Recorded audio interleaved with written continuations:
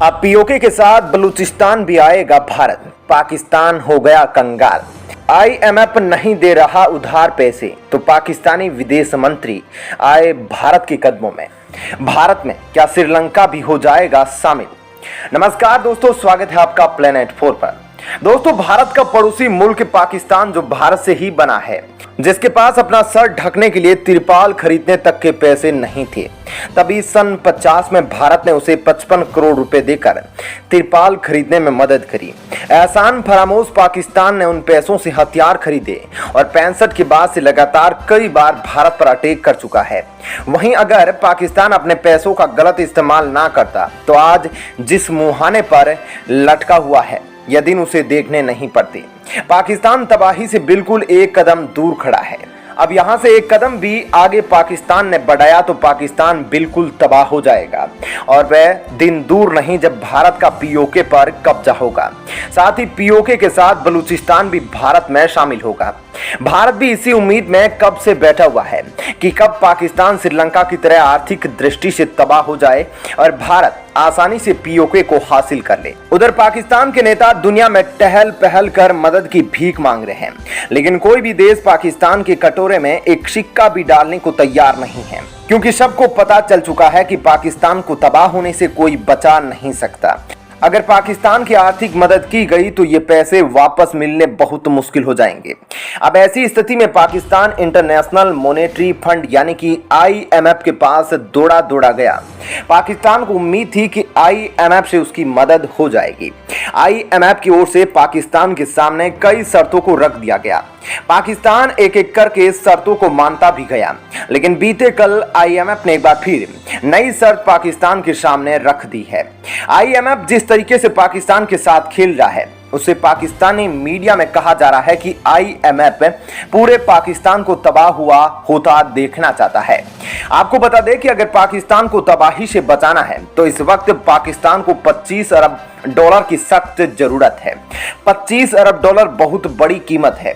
तो यहाँ पर प्रश्न यह है कि पाकिस्तान कैसे 25 अरब डॉलर की व्यवस्था करेगा। तो पाकिस्तान ने आईएमएफ से 6 से 7 अरब डॉलर की मांग की है। आईएमएफ देने को तैयार हो गया, लेकिन उसने एक और शर्त पाकिस्तान के सामने रख दी है।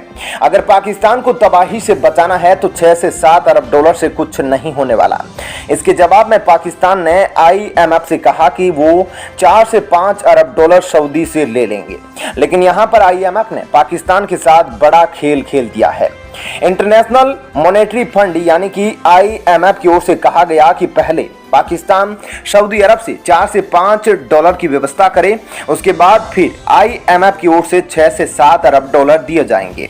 वहीं अब पाकिस्तान में कहा जा रहा है कि आईएमएफ खुद ही पाकिस्तान को तबाह करना चाहता है, क्योंकि बीते कुछ दिन पहले पाकिस्तान में फिर से उपचुनाव हुए हैं जिसमें इमरान खान की पार्टी को भारी जीत हासिल हुई है, जिसके चलते कहा जा रहा है कि आने वाले समय में इमरान खान फिर से पाकिस्तान के प्रधानमंत्री का पद संभाल सकते हैं। और इमरान खान चीन को अपना गुरु मानता है, जबकि आईएमएफ जो पूरी तरीके से पश्चिमी देशों द्वारा संचालित होता है, भले ही इसमें 190 देश शामिल हो, लेकिन पूरी तरीके से दबदबा अमेरिका का है।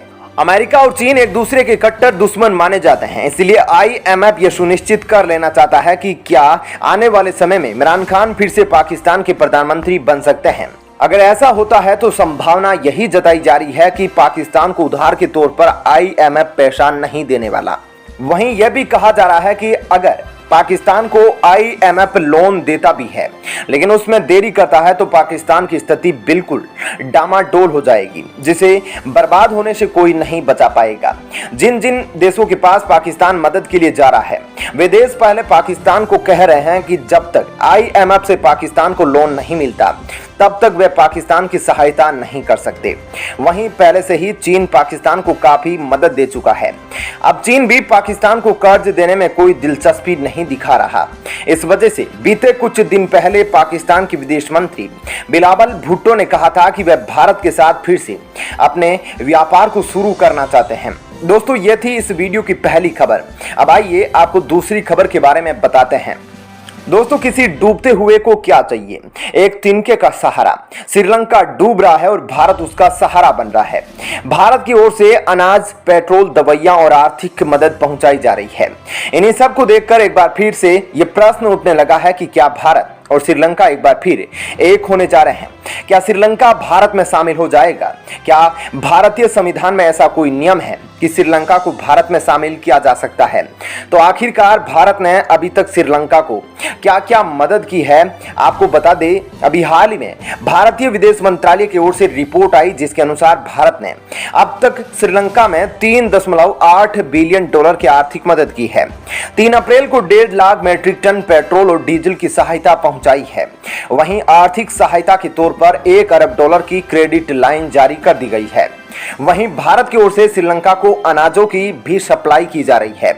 भारत ने श्रीलंका को अब तक 16,000 मीट्रिक टन चावल की सप्लाई की है। इसके अलावा 50 मीट्रिक टन दूध, पाउडर, इसके अलावा मेडिकल संबंधित तमाम सुविधाएं प्रदान कर रहा है।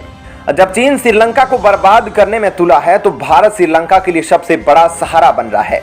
इसके लिए श्रीलंका के लोग भारत को आभार भी व्यक्त कर रहे हैं। श्रीलंका के न्यूज अखबारों में भारत के लिए खबरें छप रही है। फिलहाल भारत की ओर से जितनी मदद की जा सकती है उतनी करी जा रही है। जब श्रीलंका को चलाने वाले हुक्मरान ही देश छोड़कर भाग चुके हैं, तो श्रीलंका को भारत चला रहा है। जिस स्तर पर भारत की ओर से श्रीलंका की मदद की जा रही है, यही कारण है कि अब हर रोज नई नई खबरें आ रही है कि श्रीलंका भारत में शामिल होने जा रहा है। तो क्या सच में ऐसा कोई प्रावधान है कि श्रीलंका भारत में शामिल हो सकता है? क्योंकि श्रीलंका को भारत में शामिल कराने के लिए श्रीलंका के संविधान और भारत के संविधान दोनों में यह प्रावधान होना चाहिए कि दोनों देश एक हो सकते हैं। तो आपको बता दें कि श्रीलंका भारत में तभी शामिल हो सकता है जब वहां पर जनमत वोटिंग कराई जाए, यानी कि वहां के लोगों से पूछा जाएगा कि क्या वे भारत में शामिल होना चाहते हैं।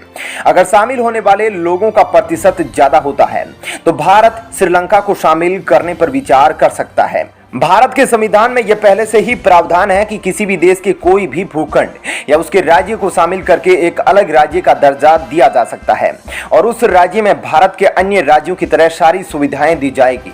उस राज्य के पूरे कानून भारतीय संविधान के तौर तरीकों से चलेंगे। किसी दूसरे देश के हिस्से को भारत में शामिल करना बहुत ही आसान है, लेकिन भारत के किसी हिस्से को दूसरे देश को सौंपना बहुत ही मुश्किल। आपको बता दें, भारतीय संविधान के अनुच्छेद 2 में यह साफ लिखा गया है कि जो क्षेत्र भारतीय संघ में शामिल नहीं है, उसे भारतीय संघ में शामिल किया जा सकता है। दोस्तों, इस वीडियो में इतना ही, लेकिन आप जाने से पहले वीडियो को लाइक और चैनल को सब्सक्राइब कर ले। धन्यवाद।